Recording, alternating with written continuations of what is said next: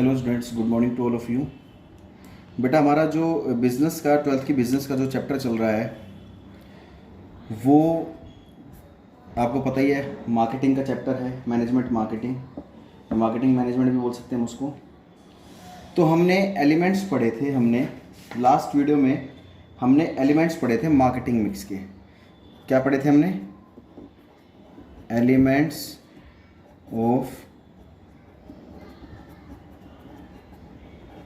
Marketing mix. ठीक है जी, marketing mix के एलिमेंट पढ़े थे हमने 4 एलिमेंट पढ़े थे बेटा, ध्यान हो तो आपके। ठीक है, 4 एलिमेंट पढ़े थे। वो चारों एलिमेंट कौन किसमें थे? Product, promotion, price and place. ठीक है, ये 4 हमने प्रोडक्ट मिक्स, ये आगे नाम यूज़ कर देना, product mix, promotion mix, price mix and place mix, ये चारों हमने इसके बारे में देखा था। तो सबसे पहले जो हमने कंसेप्ट उठाया था वो था प्रोडक्ट मिक्स का। मिक्स बेटा ये केस स्टडी के लिए बहुत ज़रूरी होते हैं, तो इसको ध्यान में रख के चलना। तो हमने जो उठा रखा था वो था बेटा प्रोडक्ट मिक्स। अब प्रोडक्ट मिक्स में हमने जो पॉइंट ए पढ़ा था वो पढ़ा था बेटा ब्रांडिंग। लास्ट वीडियो में हमने पढ़ा था ब्रांडिंग, अच्छे से पढ़ लिया था, ब्रांडिंग के बारे में पढ़ा था। ठीक है ब्रांडिंग एक प्रोडक्ट की आइडेंटिफिकेशन होती है, उसके बारे में अच्छे से पढ़ा था हमने। Brand, brand name, brand mark, trademark, चारों के बारे में हमने इसमें डिस्कस किया था। ठीक है, तो अब एक टॉपिक आता है qualities of a good brand name. एक टॉपिक आता है बेटा qualities of a good brand name. ठीक है, एक अच्छे ब्रांड नेम की क्या क्या क्वालिटीज़ होती हैं। एक कोई अच्छा ब्रांड नेम है जिसकी मार्केट में वैल्यू है, कस्टमर जिस ब्रांड को देख के अट्रैक्ट होते हैं, जिसका मार्केट में काफ़ी नाम है, तो कह रहा है उस एक अच्छे ब्रांड नेम की क्या क्या क्वालिटी होती है। तो सबसे पहला जो वर्ड आता है, जो सबसे पहली क्वालिटी होती है वो आती है बेटा simple and short. Simple and short कहता है ब्रांड नेम जो होता है बेटा सिंपल होना चाहिए और शॉर्ट होना चाहिए, जो इजीली कस्टमर को समझ में आ सके, इजीली पहचान सके। कहता है सिंपल और शॉर्ट, छोटा होना चाहिए ताकि इजीली बोल भी सके उसको। कह रहा है ब्रांड नेम की क्या क्वालिटी होती है। सबसे पहली क्वालिटी होती है बेटा ब्रांड नेम जो भी होना चाहिए, जैसे सिंपल और शॉर्ट होना चाहिए, छोटा होना चाहिए, बड़ा ब्रांड नेम नहीं होना चाहिए ताकि बोलने में भी दिक्कत हो, और सिंपल होना चाहिए ताकि इजीली कस्टमर को समझ में आ सके। सेकंड आता है बेटा इजीली प्रोनाउंशिएबल।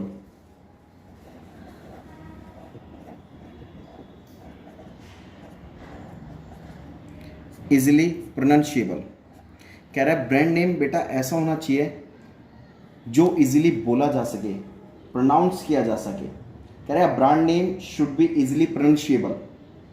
फॉर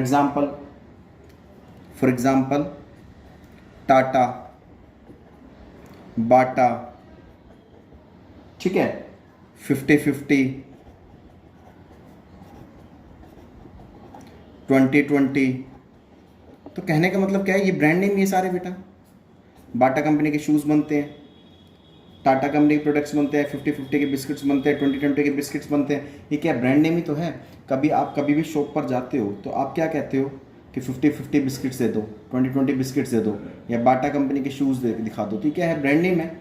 कह रहे ब्रांड नेम ऐसा होना चाहिए जिसे ईजिली प्रोनाउंस किया जा सके, प्रोनाउंशिएबल, ईजिली बोला जा सके। ठीक है, तीसरी जो आता है हमारा एक अच्छी क्वालिटी क्या होना चाहिए बेटा, सजेस्टिव।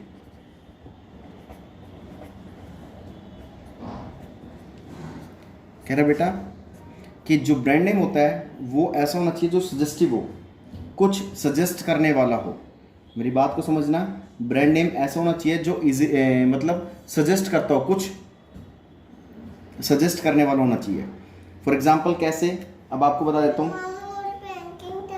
सजेस्टिव फॉर एग्जाम्पल देखा जाए तो भाई, जैसे कहते हैं ना उजाला, उजाला जो नील आती है, उजाला मतलब 4 बूंदों वाला, आता है ना ऐड।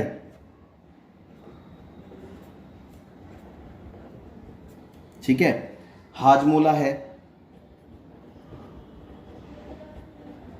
वो क्या करती है बेटा, हमारे बॉडी में जो इंडाइजेशन का काम करती है। किसका काम करती है? इंडाइजेशन का, पचाने का काम करती है, खाने को पचाने का काम करती है। तो मतलब सजेस्टिव है ये, यानी कि कुछ ना कुछ सजेस्ट कर रहा है। ठीक है, घड़ी डिटर्जेंट पाउडर पहले इस्तेमाल करें फिर विश्वास करें, जैसे टाइड हो तो वाइट हो। ठीक है, टाइड हो तो वाइट हो, तो क्या ये सजेस्ट कर रहे हैं कुछ ना कुछ, इसका मतलब बता रहे हैं कि भाई इस प्रोडक्ट की क्या क्वालिटी होती है। मेरी बात समझ में आ रही होगी, कुछ ना कुछ सजेस्टिव करने वाला होना चाहिए। नेक्स्ट जो बेटा आता है, फोर्थ पॉइंट, वो आता है डिस्टिंक्टिव।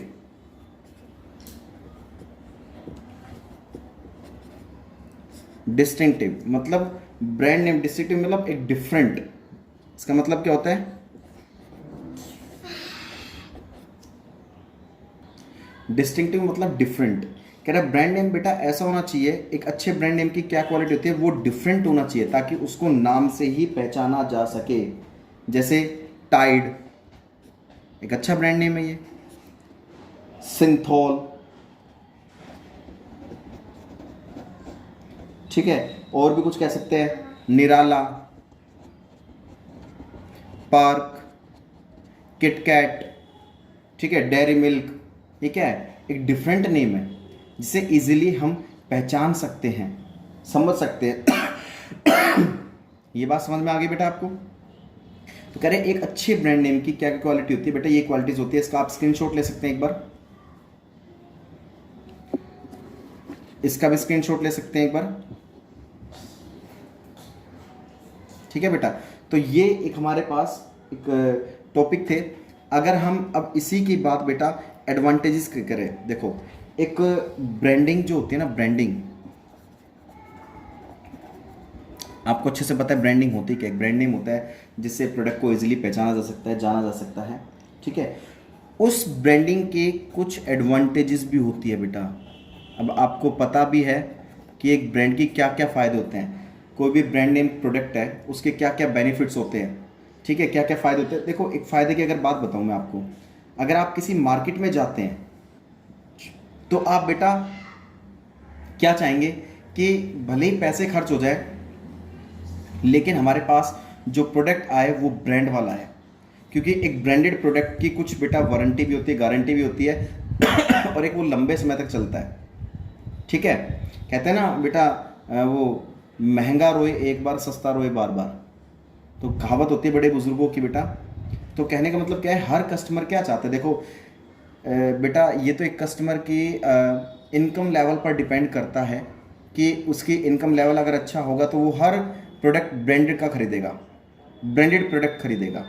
अब जिसका इनकम लेवल इतना है कि वो अपनी बेसिक नीड पूरी कर पा रहा है तो बेटा वो ब्रांडेड चीज़ तो खरीदेगा नहीं, वो लोकल चीज़ खरीदेगा। तो कहने का मतलब क्या है कि ब्रांडिंग के कुछ एडवांटेजेस भी होते हैं, कुछ फ़ायदे भी होते हैं, और लेकिन उसके कुछ नुकसान भी होते हैं।